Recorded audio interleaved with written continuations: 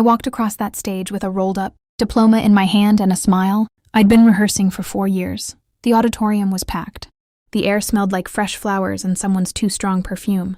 My name echoed through the speakers, Daniel Reyes, and I heard my mom clap from the third row. What I didn't know yet was that the envelope she handed me afterward, the one she called Your Future, was empty. Not metaphorically, literally empty. Well, almost. There was a card inside. A graduation card with a cartoon cap and gown on the front. Inside, in my mother's careful handwriting, "We're so proud of you, Danny. Love always." And beneath that, a single sentence that my brain refused to process for a full 30 seconds. "The college fund has been redirected. We'll explain everything soon. This is still your best day." I stood in the parking lot of the university where I had just earned a degree in civil engineering, holding a greeting card, while my sister Vanessa posed for photos 20 feet away in a yellow sundress, already texting someone on her phone. My mother was watching me with an expression I couldn't name. Not guilt exactly, something more complicated than guilt. Something that looked like she'd already rehearsed what she was going to say. That was 6 months ago. Let me take you back to the beginning, because this story doesn't start at graduation.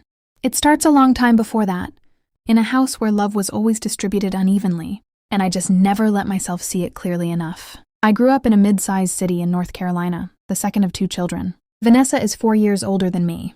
From the outside, we were a normal family. Dad worked in logistics management. Mom ran a daycare out of our home for most of my childhood. We had a decent house, 1 vacation per year, and the kind of dinner table where sports scores and school gossip were the main topics. But if you watched closely enough, you'd notice things. You'd notice that Vanessa's school plays were attended by both parents. But my regional math competitions were usually just mom or sometimes neither of them if something came up. You'd notice that when Vanessa failed her driving test twice, my dad laughed it off and called it her artistic temperament. When I got a B- in sophomore English, there was a family meeting, an actual sit-down family meeting. I told myself it was just the oldest child thing. Firstborns get more attention, more pressure, more everything. I read that somewhere and held onto it like a life raft. What I didn't fully account for was Vanessa herself. She was beautiful in the way that makes people assume things about you. Confident smile, effortless charm, the kind of laugh that made adults want to be liked by her. She dropped out of community college after 1 semester, which my parents framed as her finding herself. She worked a series of retail and waitressing jobs for a few years, moved back home twice, dated a string of men my parents either adored or pretended not to notice. Meanwhile, I stayed in my lane, graduated high school with honors, got accepted to state on a partial merit scholarship. The understanding, and I do mean understanding, there were actual conversations, was that my parents had a college fund for me that would cover what the scholarship didn't. My dad sat at the kitchen table when I was 17 and said, "We've been putting away since you were born. Dan, you go focus on getting in. We'll handle the rest." I believed him. Why wouldn't I? College was 4 years of ramen and early mornings and a part-time job at a campus library that paid just enough to cover my personal expenses. The tuition and housing were handled. I checked the portal, saw the payments clearing, never thought to ask where exactly the money was coming from. I was 21 years old and busy surviving. I trusted my parents the way you trust the floor beneath your feet. You don't check if it's still there. You just walk. Somewhere around my junior year, Vanessa started dating Marcus. Marcus was 34, owned a landscaping company, and drove a truck with his own logo on the side. My parents loved him immediately. My dad took him golfing within the first month. My mom started including him in holiday dinners before he and Vanessa had even been together 6 months. There was an energy around Marcus that I recognized but couldn't quite identify at the time. He made my parents feel like Vanessa was finally settled, like she'd found the thing that would stick.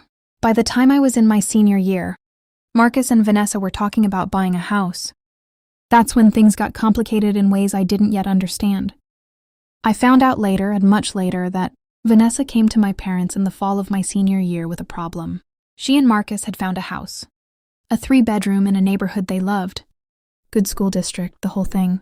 But they were short on the down payment. Not a little short, significantly short. Marcus's business had a good year, but his credit was recovering from a previous bankruptcy. Vanessa had some savings, but nowhere near enough. So she asked my parents, and my parents said yes. The issue, the central devastating issue, is what they said yes with. I didn't know any of this was happening. I was writing my senior thesis and stressing about job applications and calling home every Sunday like a good son. My mother asked about my classes. My father asked about my job prospects. Nobody mentioned that they were having a separate conversation about money that would rewrite my entire future. The college fund my father promised me when I was 17, the one I had structured my entire financial life around, had apparently not grown the way they expected. Years of inconsistent contributions, a bad investment decision in 2018, and the daycare winding down meant it was smaller than they'd told me. But instead of having that conversation with me, they looked at what was left and decided Vanessa needed it more. I was 3 semesters away from graduation. I had no idea. The payments kept clearing. I found out later that they'd taken out a personal loan, a significant one, to cover my remaining tuition and housing while the fund was liquidated and handed to Vanessa. They planned to pay it off gradually. They told themselves it was fine. They told themselves I'd understand because I was practical and capable and Vanessa needed more help. That's the part that lives in my chest even now. Not just that they did it, but the reasoning. That I was capable enough to not need what I'd been promised. That being dependable meant you could be quietly deprioritized. That love in this family moved like water. It took the path of least resistance, and it always flowed toward her. Graduation day arrived. Vanessa and Marcus had closed on their house 2 months earlier. I'd seen the photos on Instagram. 3 bedrooms, a backyard, a kitchen with marble countertops. My mother had helped Vanessa pick out paint colors for the nursery because Vanessa was 8 weeks pregnant. Everyone was glowing. I remember thinking it was a good season for our family. I remember feeling genuinely happy for her. I walked across that stage. I heard my name. I smiled at the cameras. And then I opened the card. The drive to the restaurant afterward was 15 minutes and felt like 15 hours. I sat in the backseat next to Vanessa, who was talking about the baby shower date, and I held the card in my lap and said nothing. My mother kept glancing at me in the rearview mirror. My father kept both hands on the wheel and his eyes straight ahead. The restaurant was nice. It had been my choice. I'd picked it 2 months ago, when they asked where I wanted to celebrate. Round table in the back, linen napkins, the kind of place that felt like an occasion. Marcus was there. My mom's sister Diane was there. A couple of family friends. We ordered drinks. Bread came. People made toasts. I waited until the appetizers arrived. Then I put the card on the table, face up, and I said quietly, "Can someone explain this to me?" The table went still. Vanessa looked at it and then looked at my mother. My dad set down his fork. Aunt Diane suddenly became very interested in her salad. My mother started with, "Danny, we were going to talk about this privately." "We're all family here," I said. My voice was calm. I was surprised by how calm it was. "Explain it to me." What followed was 15 minutes that I will never fully be able to describe. My father talked about the fund underperforming. My mother talked about Vanessa's circumstances. There were words like temporary and loan and we're going to make it right. Vanessa said she hadn't known the full picture, which I half believed and half didn't. Marcus stared at his plate. The further they went, the quieter I got. At some point, my mother reached across the table and put her hand on mine and said, "You're going to be fine. Danny, you always land on your feet." I looked at her hand on mine. I thought about every Sunday phone call, every "How are your classes?" while they were signing loan documents I didn't know existed. Every time I'd bragged to a friend that my parents had saved for my education. Every year I'd chosen not to take on more work-study hours because I thought I had a foundation. I moved my hand. "I'm going to need some time," I said. I paid for my own graduation dinner, put it on my credit card, which I'd been responsible about because I'd been raised to be responsible. I hugged Aunt Diane. I shook Marcus's hand because none of this was his fault. And I drove home alone. The next few weeks were what I can only describe as a slow dismantling. Not of my life, that held together, because I'd built it carefully, but of something interior. Some deep assumption about where I stood in my own family. I'm not a dramatic person. I don't catastrophize, but I kept returning to one image, my parents, sitting at that kitchen table where my father had promised me the college fund, and making a decision in that same kitchen to give it to my sister, not discussing it with me, not giving me the chance to adjust, to plan, to find alternatives, just deciding, and then watching me graduate. I consulted a financial advisor friend of mine, a woman I'd met through a campus internship program. I told her the full picture. She helped me understand exactly where I stood. The personal loan my parents had taken out to cover my final semesters was in their name. It wasn't my debt. My degree was real. My merit scholarship had been real. The harm was real, but the damage was financially survivable. That wasn't the point, though. I think she understood that. "What do you want?" she asked me. "I want to understand why," I said. and I want them to say it out loud without excuses. That conversation happened on a Tuesday evening, about 6 weeks after graduation. I drove to my parents' house. I asked Vanessa not to be there. She respected that, whatever her role in all of this. She knew enough to give me the room. I sat across from my parents at the kitchen table. The same table. I'd thought about what I wanted to say for 6 weeks, and in the end I didn't use any of it. I just told them the truth about how I felt. That I felt like a dependent that had been assessed and found, self-sufficient enough to be deprioritized. That the money was one thing, but the silence was something else entirely. That being capable shouldn't mean being expendable. That I had built my confidence as a son, as a person, partly on the belief that my parents had invested in my future, and that belief had turned out to be a story. They let me tell myself because it was easier than the truth. My mother cried. My father didn't. He's not built that way. But there was something in his face I hadn't seen before. Something that looked like shame without the vocabulary to say so. "We thought you'd understand," he said. "After the fact." "That's not the same as asking me," I said. He didn't have an answer for that. What I didn't tell them that night, what I'd only discovered 2 weeks earlier, was the thing that changed the power balance in a way I never expected and hadn't planned.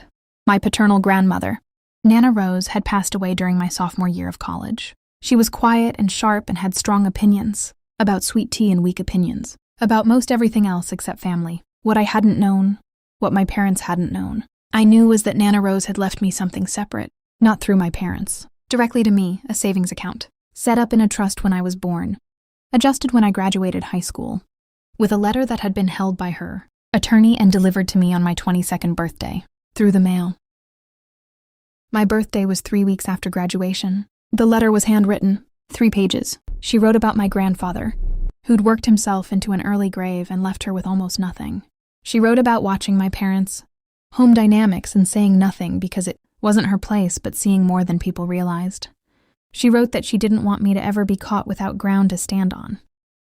The account held $47,000. I sat with that number for a long time, not because it solved everything, but because of what it meant, that someone had seen me clearly, that someone had planned for me quietly, the way I'd always planned for myself, that I hadn't been wrong to believe someone in my family had thought this child deserved security too. I didn't tell my parents about it that night at the kitchen table. I told them 3 weeks later calmly, when my mother called to ask if I was coming for Vanessa's baby shower.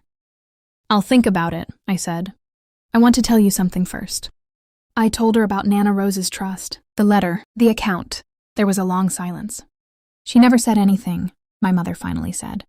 It came out half wondering, half something else.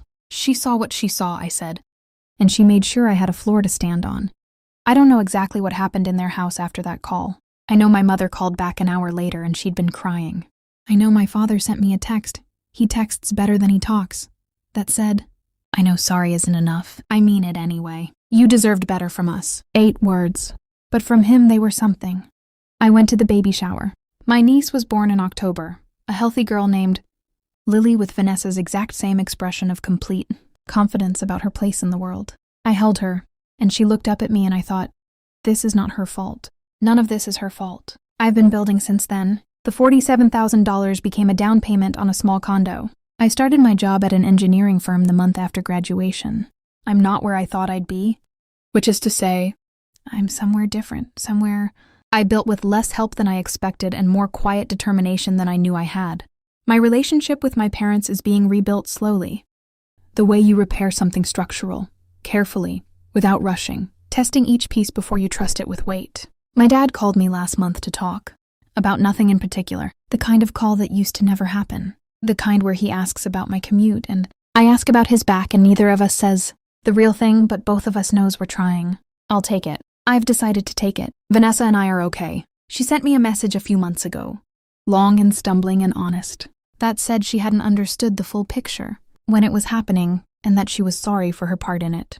I believe her. We had lunch last week. She brought photos of Lily.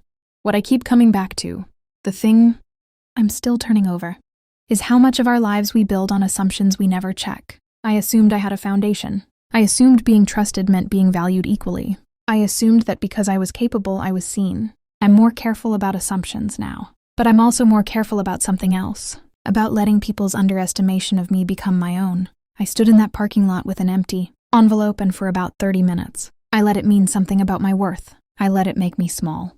Then I drove home. Then I kept going. Nana Rose used to say that the most dangerous thing in a family is the story everyone agrees to tell. She never said it to me directly. I found the phrase in her letter. But I think she knew something that took me until graduation day to understand. The story they told was that I'd be fine without the safety net. They were right in the end. They just weren't right for the reasons they thought. I was fine because I'd learned to be fine. Because a woman who said almost nothing in her lifetime had said everything in a letter. She left me after she was gone, because I had built habits of care and responsibility. That held up when the floor turned out to be thinner than promised. I was fine because I refused to let one parking lot moment be the final word. The diploma is framed now. It's hanging in my condo, in a hallway I own, in a life I built with my own hands and a little help from a grandmother who saw me clearly from the beginning. I walk past it every morning. I don't stop to look at it anymore. I don't need to.